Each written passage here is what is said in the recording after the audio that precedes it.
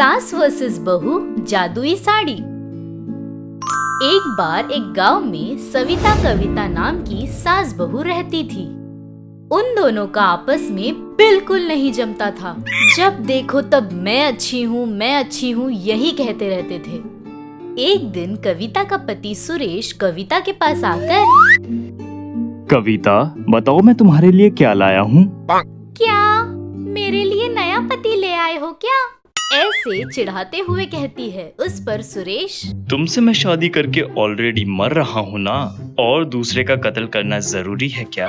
ऐसे कहता है। वो सुनकर कविता, अब नाटक बंद कीजिए और बताइए क्या ले आए हो, ऐसे पूछती है। उस पर सुरेश लाई हुई साड़ी थैली में से निकालकर कविता को देता है। ढंढड़ा, ये देखो तुम्हारे लिए साड़ी, बोलकर साड़ी दिखाता है। वो देखकर कविता बहुत खुश हो जाती है अपने पति से।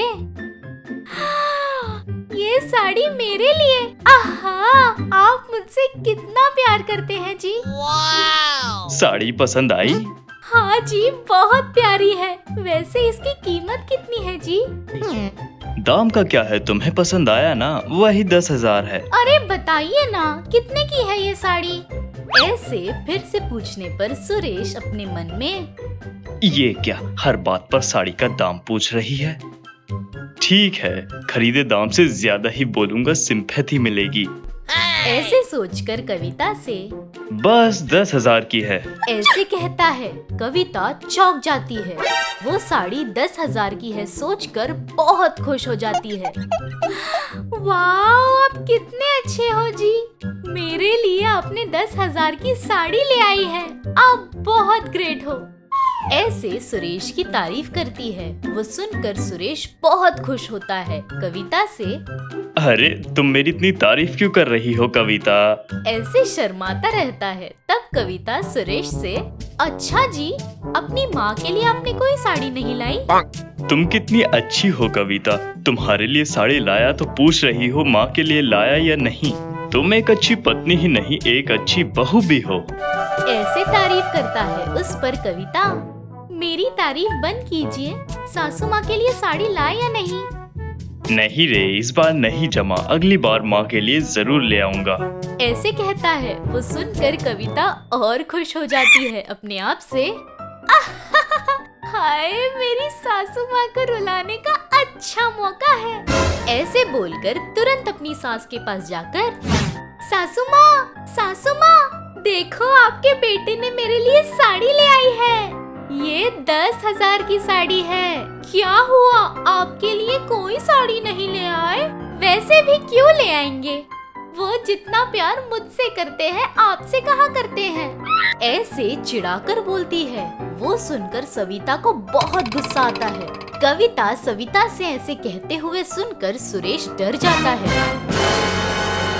फौरन कविता से, अरे अभी तो मैंने तुमसे कहा था ना, तुम अच्छी पत्नी और अच्छी बहू भी हो, माँ बेटे के बीच झगड़ा लगाना चाहती हो, ऐसे कहता है। उस पर कविता जोर से, सुन रही है ना सासू माँ, मैं बहुत अच्छी पत्नी और बहू हूँ। वो बात सुनकर सविता गुस्से से, अरे क्या है ये, मेरे लिए तो सादी साड़ी भी नहीं लेकर आते तुम, उसके लिए इतनी महंगी साड़ी लेकर आओगे, ऊपर से ये बोल रहे हो अच्छी बहू अच्छी पत्नी है वो, मतलब मैं किसकी बुरी सास हूँ?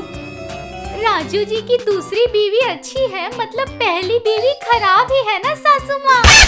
क्या बोलते हो जी? ऐसे कहती है। उस पर सुरेश, अरे तेरे आगे हाथ जोड़ता हूँ, आग लगाना बंद कर, हाथ जोड़ता हूँ। मेरे आगे हाथ क्यों जोड़ रहे हो जी? ओह, इस घर की लक्ष्मी मैं ही हूँ, ऐसे सिंबॉलिकली बता रहे हो? ओके, ऐसे कहती है। वो सुनकर सविता को और गुस्सा आता है अपने आप से। बाप रे, इसकी और एक्टिंग नहीं देख पा रही, ये सब कुछ मुझे रुलाने के लिए ना? बहू रानी, अपने आप को ड्रामा क्वीन समझ रही हो, लेकिन मुझसे बड़ी ड्रामा क्वीन कोई नहीं। अब देखो मेरी परफॉर्मेंस। ऐसे सोचकर जोर जोर से, हे भगवान, मेरा बेटा पूरी तरह अपनी बीवी का गुलाम बन गया है। हे भगवान, अब मैं क्या करूं, समय पर बावड़ी भी नहीं है, डूब कर मर जाने को। ऐसे रोने की एक्टिंग करती है। वो देखकर सुरेश और चौंक जाता है। सविता से, माँ अभी क्या हुआ माँ, क्यों इतना रो रही हो? और क्या चाहिए बेटा, तुम तुम्हारी बीवी के तारीफ में लगे हो।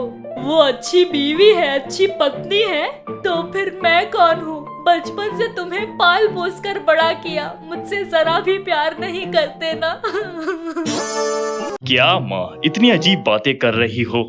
मैं तुमसे कितना प्यार करता हूँ तुम्हें नहीं पता? तो फिर चलो, उसे 10,000 की इतनी महंगी साड़ी दिलाई है ना तुमने, मुझे कम से कम 20,000 की साड़ी दिलाओ, चलो। ऐसे कहती है। सुरेश चौंक जाता है। कविता अपने मन में, बाप रे सासू माँ, मेरी तरह नाटक करके अब और महंगी साड़ी लेने का सोच रही है।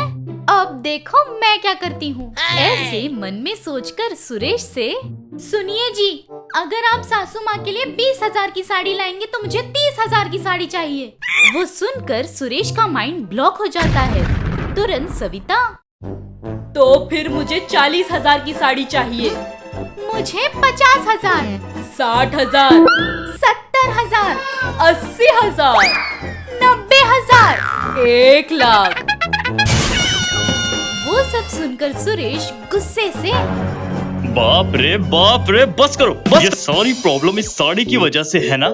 ये साड़ी नहीं रहेगी तो प्रॉब्लम भी नहीं रहेगी। अभी ये साड़ी वापस करके आता हूँ, रुको। ऐसे बोलकर वहाँ से चला जाता है। वो देखकर कविता सविता दोनों फिर से लड़ाई करने लगते हैं। तभी उनके घर में दादी अम्मा बाहर आकर, अरे क्या तमाशा चल रहा है, शांति से सोने नहीं देंगे क्या? इस फालतू सी साड़ी के लिए तुम लोग इतना झगड़ा कर रहे हो तो मेरी पेटी में जो जादुई साड़ी है वो देखोगे तो क्या होगा? ऐसा कहती है। जादुई साड़ी का नाम सुनते ही दोनों चौंक जाते हैं। क्या जादुई साड़ी? हाँ जादुई साड़ी, वो लेकर जो भी बोलोगे वो सोना बन जाएगा। ऐसे कहती है। वो सुनकर दोनों बहुत खुश होते हैं।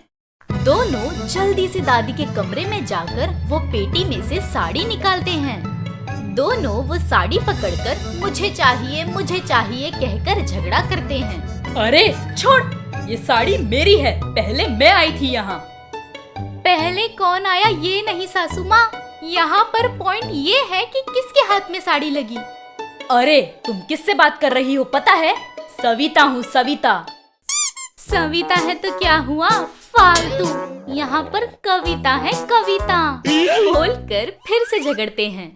ऐसे अनजाने में खुद के नाम खुद ही के मुंह से लेते हैं। उससे वो दोनों सोने में बदल जाते हैं। वो देखकर दादी, मैंने कहा था ना वो साड़ी पकड़कर जो भी बोलोगे वो सोना बन जाएगा। तुम दोनों ने खुद का नाम खुद ही के मुंह से ले लिया। हंसना बंद कीजिए और हमें किसी तरह बचाइए सासू माँ। प्लीज दादी बचाइए दादी।